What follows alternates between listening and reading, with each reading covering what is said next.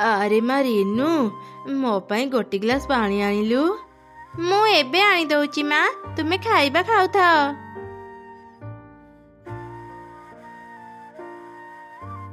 अरे मो रोसे घर को कौन पे आसिली? मोर तो किछि भी मने पड़ुनी। मो बोधे पानी पीबा को आसीथिली। जाए पानी पी सोई पड़े।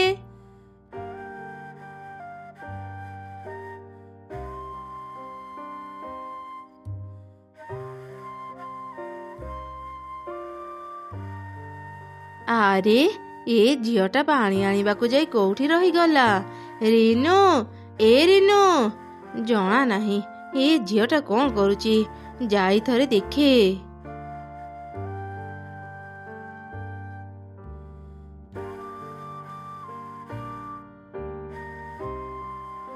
ए कौन रीनू? मु तते पानी आनिबाकू कहिथिली, आउ तू पानी न आनी एठी सोईचु? एते बड़ हेलुणी बुढ़ी माटाकू एमिति हैरान करुचु?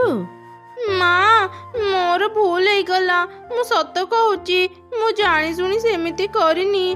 मोर किछि भी मने पड़िलानी। ओहो केबे जे तोरे भूला गुण जीव मु किछि बुझी पारुनी।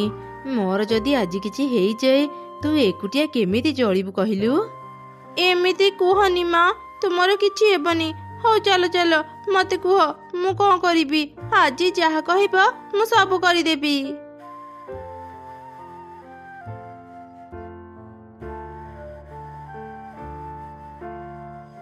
रीनू ए रीनू कुआडे गलु?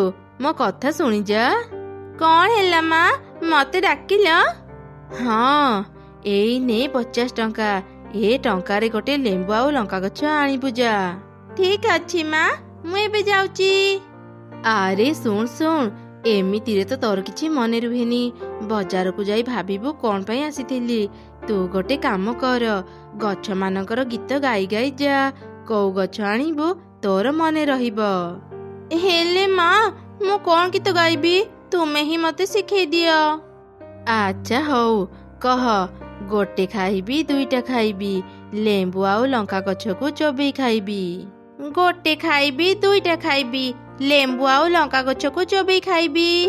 गोटे खाइबी दुईटा खाइबी, लेंबू आउ लंका गछ को चोबई खाइबी। एमिति कही कही चढ़ई आगक जाउथिला। रास्तारे गोटे लेंबू आउ लंका गछ थिले।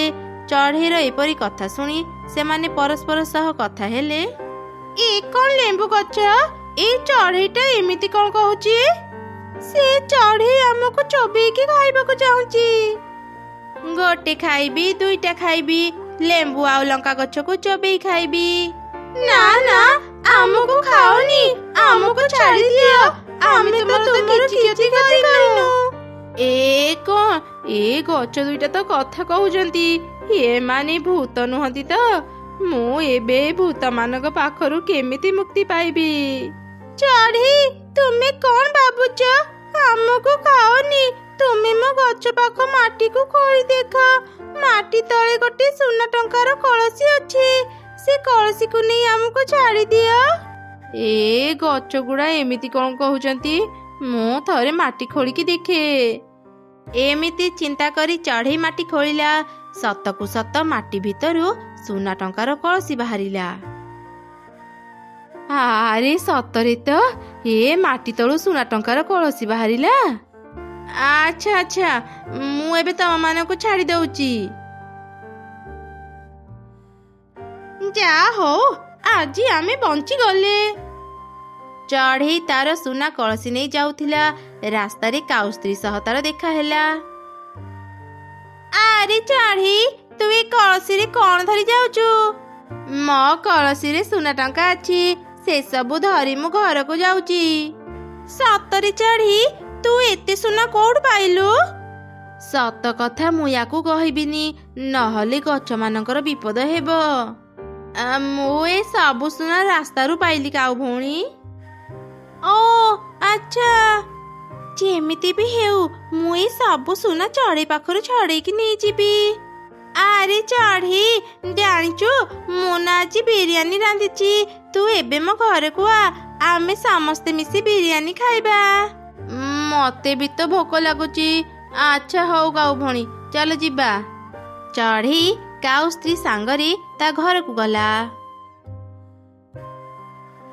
ଚଢ଼େଇ, ତୁ ଏବେ ଘର ଭିତରକୁ ଯା, ମୁଁ ଏବେ ତୋ ପାଇଁ ବିରିୟାନୀ ନେଉଛି।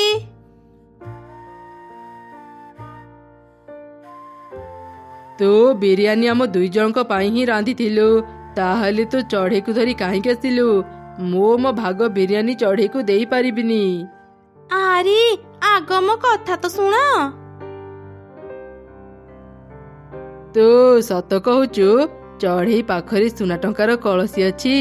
ତୁ ଯା, ଚଢ଼େଇକୁ ଖାଇବା ଦେବୁ, ବାକି କଥା ମୁଁ ବୁଝିବି। ଚଢ଼େଇ ତା ସୁନା କଳସୀକୁ ଘର କୋଣରେ ରଖି ଖାଇବାକୁ ବସିଲା।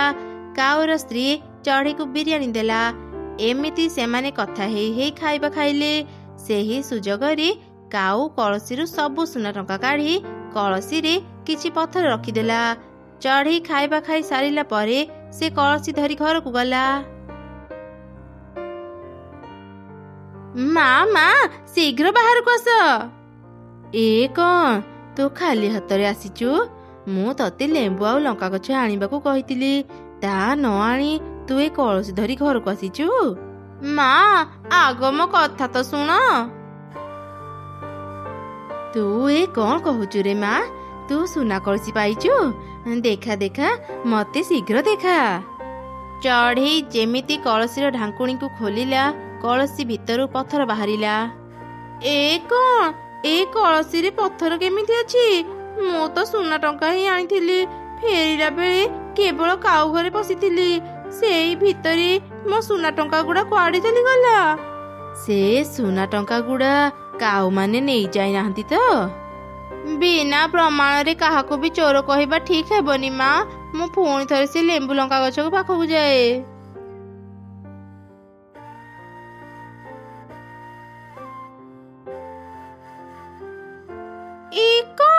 ତୁମେ ଆମ ପାଖକୁ ପୁଣି କାହିଁକି ଆସିଲ?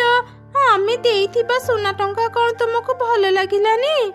ଚଢ଼େଇ ସେ ଗଛ ମାନଙ୍କୁ ସବୁ ଘଟଣା କହିଲା। ଆରେ ତୁମ ସହ ତ ଅନେକ ଖରାପ ହେଲା। ଆମ ପାଖରେ ଏବେ ଫଳ ଛଡା ଆଉ କିଛି ବି ନାହିଁ ତୁମକୁ ଦେବା ପାଇଁ। ତୁମେ ଆମର ସବୁ ଫଳ ନେଇ ବଜାରରେ ବିକ୍ରି କର। ଆମ ଫଳ ବିକ୍ରି କରି ତୁମେ ଅନେକ ଟଙ୍କା ପାଇଯିବ। ଏମିତି କହି ସେ ଦୁଇ ଗଛ ଚଢ଼େଇକୁ ତାଙ୍କର ଫଳ ଦେଲେ। ଚଢ଼େଇ ସେସବୁ ଧରି ବଜାରକୁ ଯାଉଥିଲା। ରାସ୍ତାରେ ଗୋଟେ ବୁଢୀ ଚଢ଼େଇ ତାକୁ ଦେଖି ତାକୁ ଅଟକେଇଲା। ଆରେ ଝିଅ, ତୋ ପାଖରେ ତ ଅନେକ ଲେମ୍ବୁ ଲଙ୍କା ଅଛି। ଏ ଲେମ୍ବୁ ଲଙ୍କା ଅନେକ ସୁନ୍ଦର ଦେଖା ଯାଉଛି। ତୁ କଣ ସବୁ ଲେମ୍ବୁ ଲଙ୍କା ଚାଷ କରିଛୁ? ନା ବୁଢୀ ମା, ମୁଁ ଏସବୁ ଚାଷ କରିନି। ଦୁଇଟି ଗଛ ମତେ ଦେଇଛନ୍ତି। ତୁମକୁ ଯଦି ମୋ ଲେମ୍ବୁ ଲଙ୍କା ଭାରି ଭଲ ଲାଗୁଛି, ତୁମେ ମୋଠୁ କିଛି କିଣିନିଅ। ହଁ, ତୋ ପାଖରୁ ତ ମୁଁ ଲେମ୍ବୁ ଲଙ୍କା କିଣିବି। ଆଗ ମତେ କହିଲୁ, ଏ ସବୁ ତତେ କୋଉ ଦୁଇଟି ଗଛ ଦେଇଛନ୍ତି? ଚଢ଼େଇ ସେ ବୁଢୀ ଚଢ଼େଇକୁ ଦୁଇ ଗଛଙ୍କ କଥା କହିଦେଲା। ଆରେ ମା, ମୁଁ କଥା କୁହ ଗଛ ମାନଙ୍କୁ କେବେ ବି ଦେଖିନି। ତୁ ଥରେ ମତେ ସେମାନଙ୍କୁ ଦେଖେଇ ପାରିବୁ? କିନ୍ତୁ ବୁଢୀ ମା। ଆରେ ଝିଅ, ମୁଁ ସେ ଗଛମାନଙ୍କ ପାଖକୁ ଯିବିନି, କେବଳ ଦୂରରୁ ଦେଖିବି।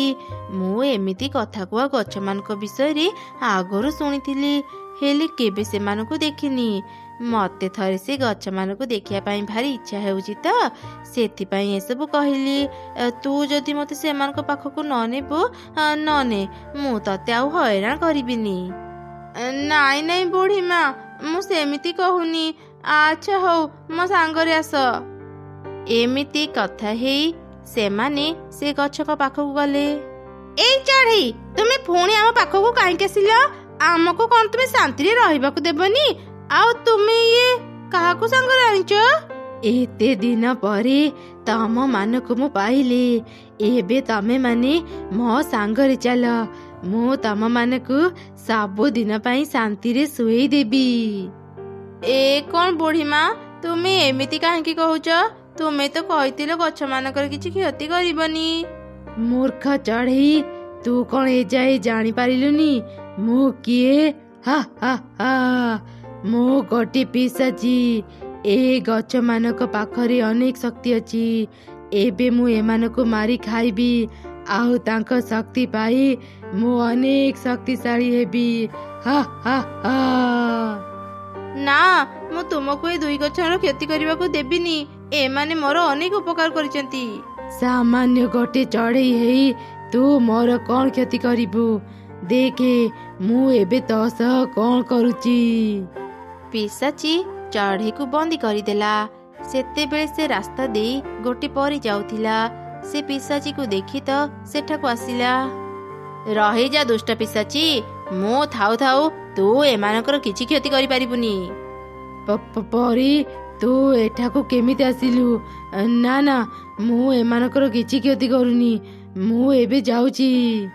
ପିଶାଚି ସେଠାରୁ ଚାଲି ଯିବାକୁ ଚେଷ୍ଟା କଲା, ହେଲେ ପରି ତାକୁ ବନ୍ଦୀ କରିନେଲା ଆଉ ଚଢ଼େଇକୁ ମୁକ୍ତ କଲା। ମୁଁ ତମମାନଙ୍କର ସବୁ କଥା ଶୁଣିଛି। ଏପରି ଅସୁବିଧାରେ ଆଉ ନ ପଡ଼ିବା ପାଇଁ 2 ଗଛ ମୁଁ ତମମାନଙ୍କୁ କିଛି ଯାଦୁ ଶକ୍ତି ଦେଉଛି। ଏ ଶକ୍ତିରେ ତମେମାନେ ନିଜକୁ ରକ୍ଷା କରିପାରିବ, ତା ସହ ଅନ୍ୟମାନଙ୍କୁ ସାହାଯ୍ୟ ବି କରିପାରିବ। ଏମିତି କହି ପରି ସେ ପିଶାଚିକୁ ନେଇ ସେଠାରୁ ଚାଲିଗଲା। ସେମାନେ ସେଠାରୁ ଯିବା ପରେ, ଚଢ଼େଇ ତୁମେ ଆମକୁ ମାରିବାକୁ ଚାହୁଁନଥିଲ, ତାହେଲେ ସେ ଗୀତ କହି କହି ଆମ ପାଖକୁ କାହିଁକି ଆସୁଥିଲ? ତେବେ ଶୁଣ, ମୋ ସ୍ମୃତି ଶକ୍ତି କମ୍ ଥିବାରୁ ମୁଁ ସବୁ କିଛି ଭୁଲିଯାଏ। ସେଦିନ ମୁଁ ଲେମ୍ବୁ ଆଉ ଲଙ୍କା ଗଛ ଆଣିବାକୁ ଯାଉଥିଲି। ମୁଁ ଗଛମାନଙ୍କ କଥା ଭୁଲିଯିବି ଭାବି ମା ମୋତେ ସେ ଗୀତ ଶିଖେଇ ଦେଇଥିଲେ। ତମମାନଙ୍କ କଥା କହିବା ଦେଖି ମୁଁ ସେଦିନ ଅନେକ ଡରି ଯାଇଥିଲି। ମୋ ବାପା ଯିବା ପରେ ମା ଅନେକ କଷ୍ଟ କରି ମୋତେ ବଡ଼ କରିଛନ୍ତି। ଆମ ଅଭାବ ଦୂର କରିବା ପାଇଁ ହିଁ ମୁଁ ତମମାନଙ୍କୁ ସତ କଥା ନ କହି ସୁନା କଳସି ନିଜ ସାଙ୍ଗରେ ନେଇ ଯାଇଥିଲି। ହେଲେ ରାସ୍ତାରେ ହିଁ ମୋର ସବୁ ସୁନା ଚୋରି ହେଇଗଲା। ଚଢ଼େଇ ତୁମେ ଚିନ୍ତା କରନି, ଏଇ ଚାଦୁର ଲାଠିକୁ ନିଅ। ଏଇ ଚାଦୁର ଲାଠି ପରି ଦେଇ ଯାଇଛନ୍ତି। ତୁମର ଯାହା ଉପରେ ବି ସନ୍ଦେହ ହେବ, ଏ ଲାଠିକୁ ନେଇ କହିବ, ଲାଠି ଯିଏ କରିଛି ମୋ ସୁନା ଚୋରି ତାକୁ ଦିଅ ଶାସ୍ତି। ଚଢ଼େଇ କାଉକୁ ସନ୍ଦେହ କରୁଥିଲା। ସେ ଶୀଘ୍ର ସେ ଲାଠିକୁ ଧରି କାଉ ଘରକୁ ଗଲା ଆଉ କହିଲା,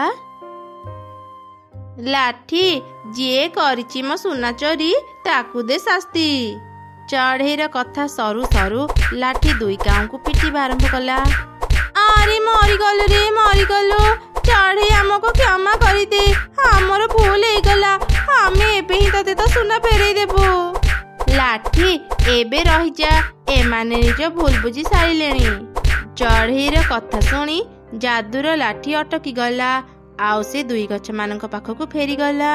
କାଉମାନେ ଚଢ଼େଇକୁ ତା ସୁନା ଫେରେଇ ଦେଲେ। ଚଢ଼େଇ ଖୁସିରେ ତା ସବୁ ସୁନା ଧରି ଘରକୁ ଆସିଲା ଆଉ ତାର ମାକୁ ସବୁ ଘଟଣା କହିଲା।